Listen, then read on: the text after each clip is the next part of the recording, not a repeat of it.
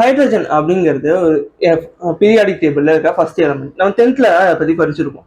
But இந்த ஹைட்ரஜன்ங்கிறது யார் invent பண்ணா? அதாவது நமக்கு முன்னாடியே இதுலேருந்தே இது இருந்தாலும் மனுஷனா யார் இதை கண்டுபிடிச்சா, இதுக்கு யார் ஹைட்ரஜன் பேர் வச்சா அப்படின்னு பார்த்தோம்னா ஹென்ரி கேவண்டிஷ் அப்படிங்கிற ஒருத்தர் வந்து 1766 வந்து ஒரு ரிசர்ச் பண்ணிட்டு இருக்காரு.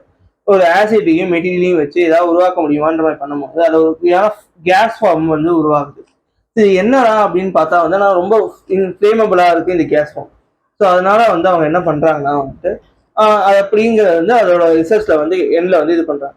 லேட்டரா 1780 வந்து அவர் என்ன பண்றாருன்னா வந்துட்டு அதை வந்து அதுல இருந்து வாட்டர் வந்து ஃபார்ம் ஆகுது அப்படிங்கிற மாதிரி ஒரு ரிசர்ச் பண்ணி ப்ரூவ் பண்றாரு.